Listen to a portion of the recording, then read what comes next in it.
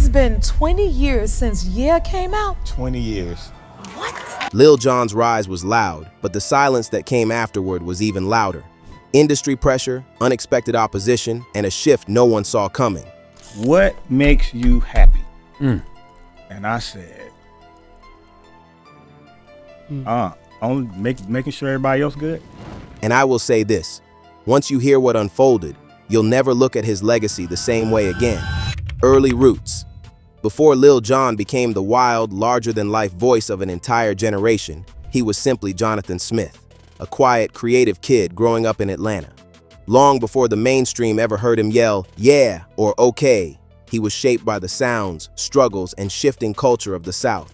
His rise didn't begin in a studio or on a stage. It started inside his own home, where music wasn't just entertainment, it was an escape.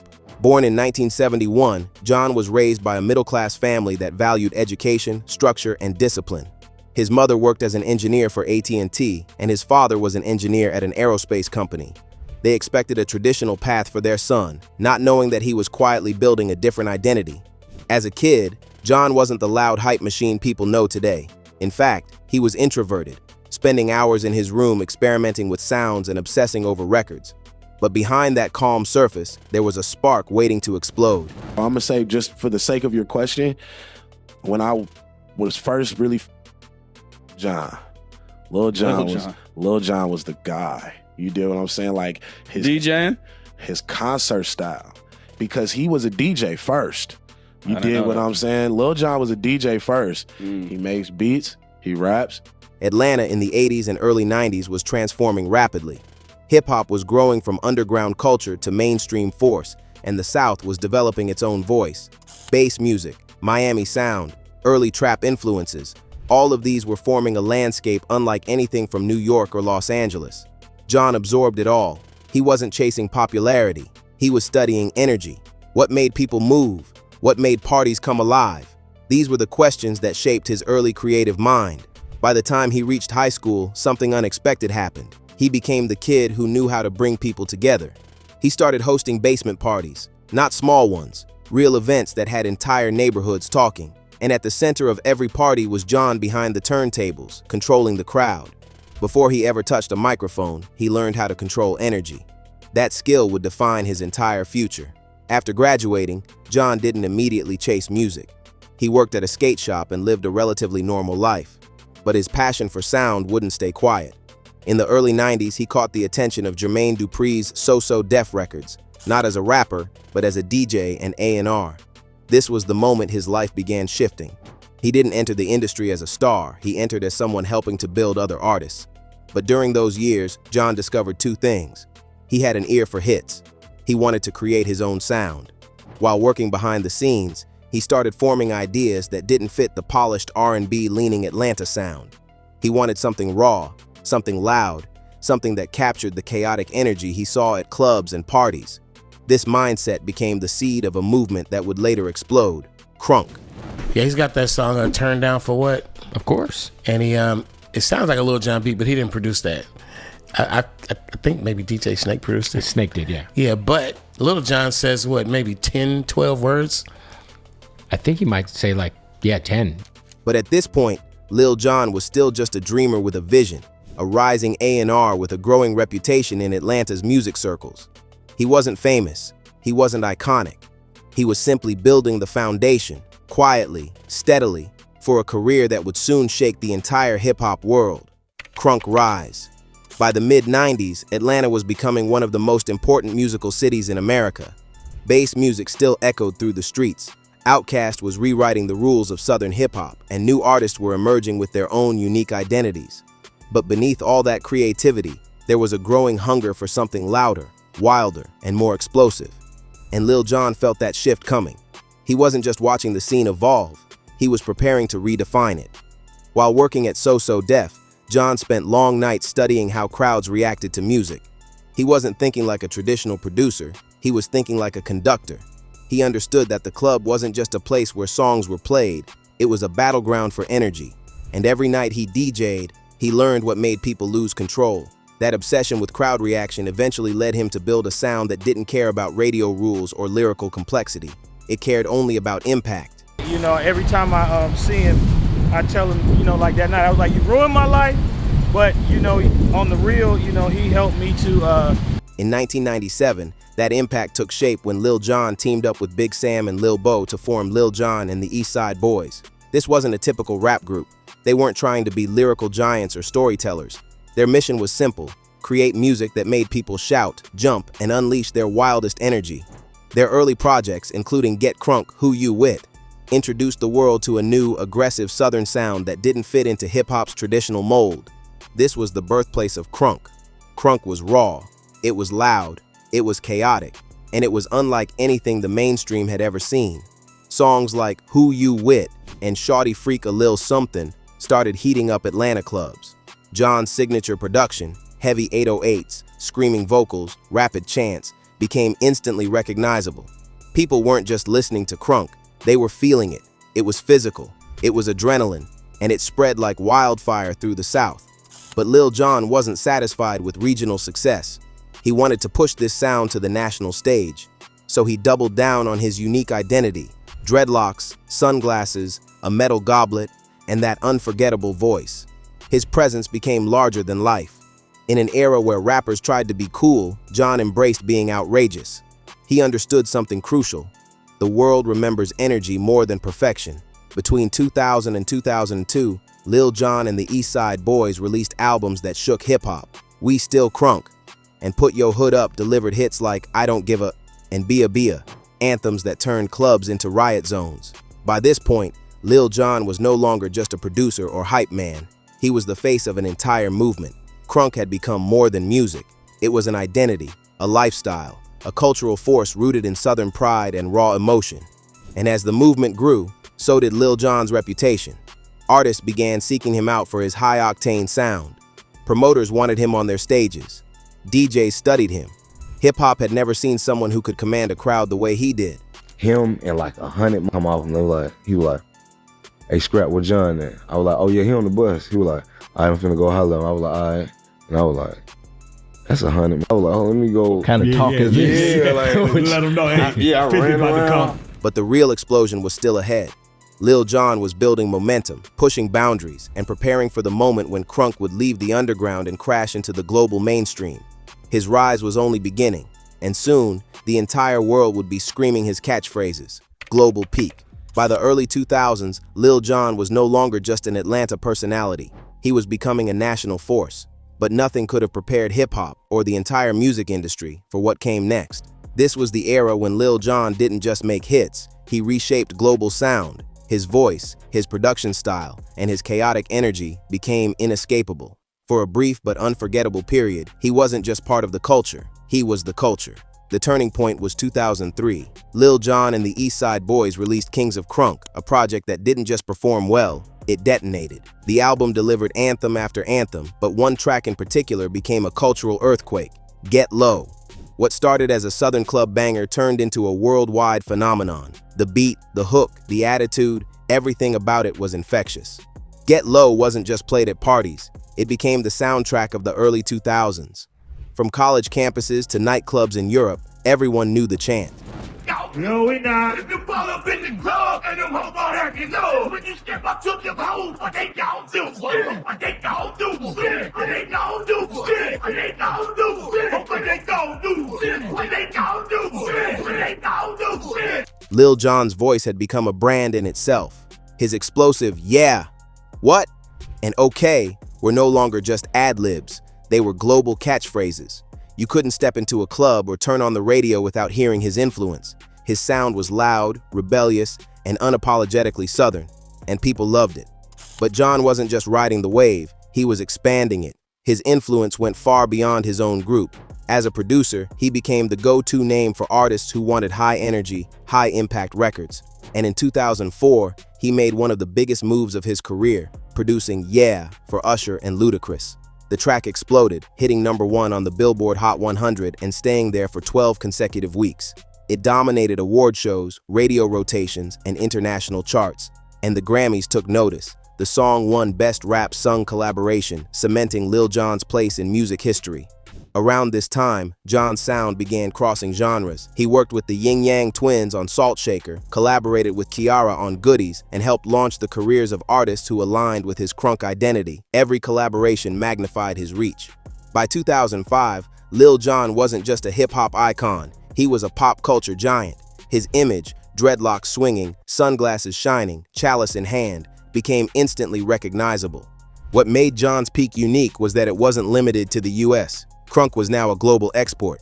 The energy he created resonated with people far beyond the South. Whether it was nightclubs in New York or festivals in Japan, audiences were reacting the same way, screaming, jumping, losing control.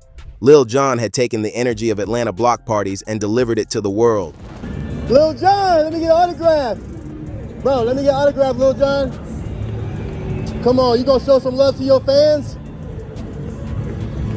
But behind the massive success, something subtle was happening. The sound that made him a superstar was reaching its saturation point. Trends were shifting. Hip-hop was evolving rapidly, leaning into trap, melodic rap, and smoother production styles. Crunk, once unstoppable, was beginning to feel like a moment in time, not a movement built for longevity. Lil Jon didn't know it yet, but he was standing at the peak of the mountain. And when you reach the top, there's only one direction left. Style shift. Every career has a turning point. A subtle moment when the world begins to change around you. For Lil Jon, that moment arrived in the mid to late 2000s. The very sound that had made him a global superstar was starting to lose its dominance. Crunk, once the heartbeat of clubs and radio alike, was now competing with a new wave of hip-hop styles, smoother, more melodic, and increasingly influenced by auto-tune. Lil Jon's explosive, chant-driven energy, which had once seemed unstoppable, was beginning to feel like a relic. They're like, this is crazy that we went from tearing up the club to now hugging trees. Get low and ground. I think that's the one that was funniest to me, because grounding is important. So, but it's just funny, get low. It's a twerk song, and now we're talking about grinding. By 2006, the music landscape was shifting. Southern hip-hop was no longer defined solely by high-energy anthems. Trap music, led by artists like T.I., Young Jeezy, and later Gucci Mane, introduced a slower, darker, more lyrical sound. Meanwhile, mainstream pop rap increasingly favored hooks and melodies over raw aggression. Lil Jon's crunk style, which thrived on shouting and club chaos, started to clash with the evolving tastes of radio programmers and listeners. What had been fresh and revolutionary in 2003 now risked sounding dated. Lil Jon was aware of these changes, and he attempted to adapt. He began producing for artists outside his usual circle, experimenting with EDM collaborations and dance music, and even trying to incorporate more melodic elements into his tracks. While these experiments demonstrated his willingness to evolve, they couldn't fully recapture the energy that had defined his peak. Crunk was tied to a specific cultural moment, one rooted in early 2000s Southern nightlife, and no amount of adaptation could fully transplant it into the new era. The shift also affected his collaborations. In the early 2000s, Lil Jon could command top artists like Usher, Ciara, and Ludacris to follow his vision. By the late 2000s, labels and artists were chasing newer producers whose sound aligned with the emerging trends. Suddenly, Jon's once-in-demand beats weren't the first choice for chart-topping records. Where he had once been the trendsetter, he was now competing with a younger generation defining the next sound. Public perception shifted as well. Fans who had once danced to crunk anthems in packed clubs now gravitated toward the smoother, auto-tuned hits dominating the airwaves. The genre's characteristic shouting and chaotic energy began to feel overbearing to mainstream listeners. Lil Jon's image, dreadlocks, sunglasses, and goblet in hand, remained iconic, but it was increasingly seen as tied to a specific era rather than a timeless style. Yet, even in this transition, Jon retained influence. His catchphrases, his ad-libs, and his signature production techniques continued to appear across genres. EDM producers, pop stars, and even younger hip-hop artists sought his input to inject raw energy into their tracks. While he was no longer at the center of the cultural conversation, his fingerprints remained everywhere, subtly shaping the sound of the next decade. This period marked the beginning of a slower decline, but it also highlighted an important reality.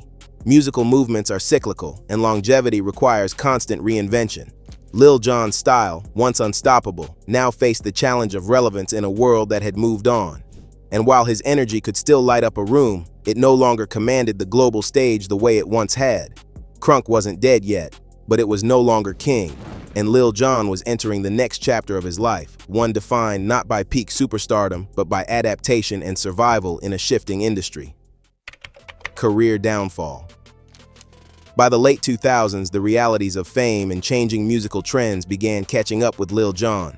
The very sound that had once made him a global superstar, crunk, was no longer in demand. The club anthems that had dominated charts in the early 2000s were replaced by trap, auto-tuned melodies, and more introspective hip-hop. In this shifting landscape, Lil Jon's aggressive, chant-driven style struggled to maintain the mainstream relevance it once had. But now I'm using my voice and my power in a good way to push positivity into the world. Mm-hmm. So that is what makes you happy. That's what you know what, yeah, it makes me happy. Okay. Just to do good, you know, just to do good. Chart performance began to reflect the change.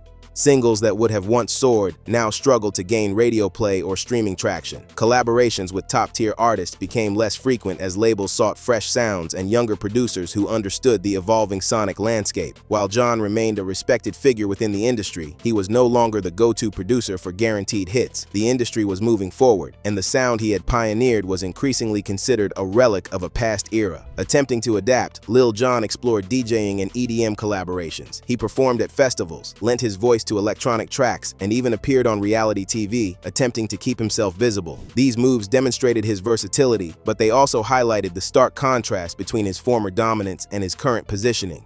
No matter how energetic or innovative these projects were, they couldn't fully replicate the massive cultural impact he once commanded. What had been ubiquitous was now niche. Public perception also shifted during this period. Fans who had grown up with crunk anthems moved on to newer trends, while a younger generation often lacked familiarity with Lil Jon's peak contributions. His name still carried weight in hip-hop circles, but mainstream audiences were less likely to associate him with contemporary hits. In essence, Lil Jon became a legendary figure in retrospect, rather than a current chart topper. The loud, chaotic persona that had made him unforgettable now felt out of step with the smoother, digital-heavy production dominating the airwaves. Compounding this shift was the rise of new energy-driven styles, such as trap bangers and viral dance tracks. These songs captured the public's imagination in ways crunk once had, but they reflected a younger generation's voice and experiences.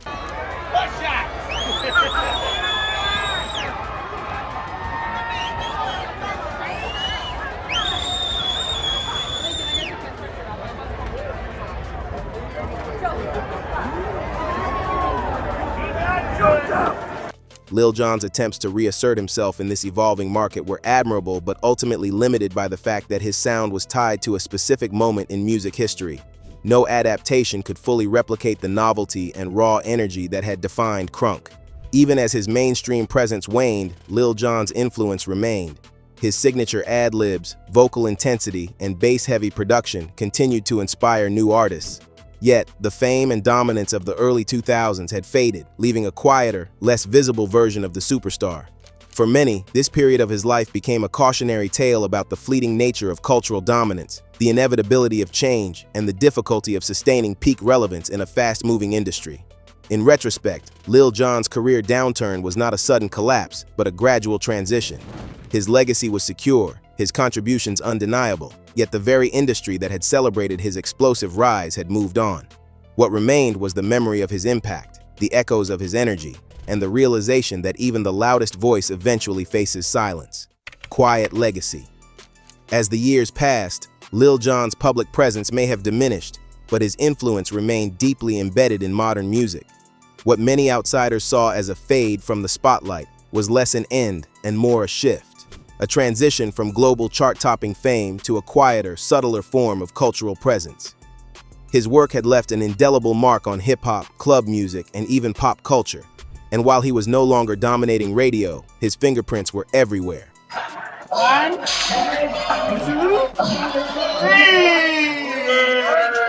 3. Today, Lil Jon can be found in various corners of the music world. He continues to DJ at clubs and festivals, bringing the same explosive energy that defined his early career, albeit to a more specialized audience. EDM collaborations, television appearances, and cameo features in films and music videos have allowed him to maintain relevance without the pressure of chart competition.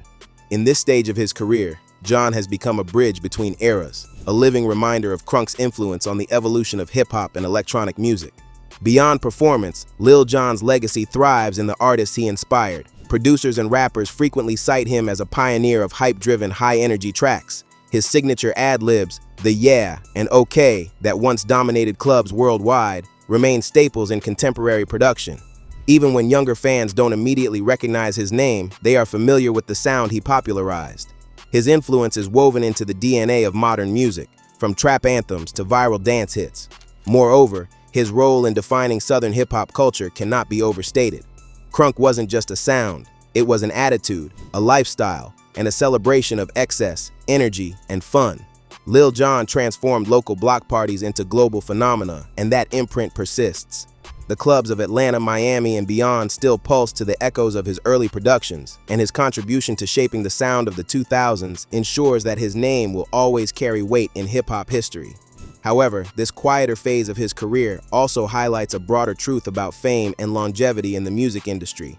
The world moves quickly, and even iconic figures must adapt or risk being overshadowed.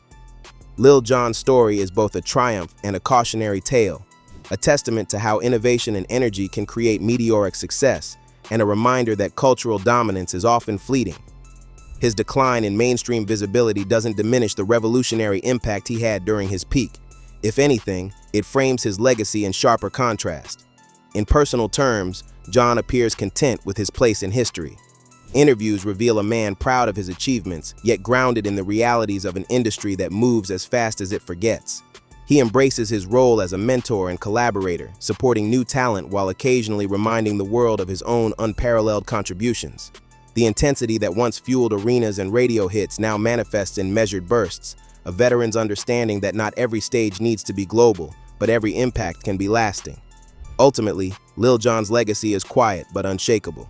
He may no longer command every headline, every chart, or every radio rotation, but his influence is permanent. Crunk, and the energy he introduced to the world, continues to echo across generations, leaving an enduring mark that few artists achieve. From Atlanta basements to global stages, the story of Lil Jon is one of innovation, rise, adaptation, and enduring cultural imprint. A reminder that while fame may fade, true influence is timeless. Lil Jon may no longer dominate the charts, but his influence is undeniable. Crunk changed hip-hop forever, and his energy still inspires artists worldwide. What do you think about his journey, legend, or cautionary tale? Comment below.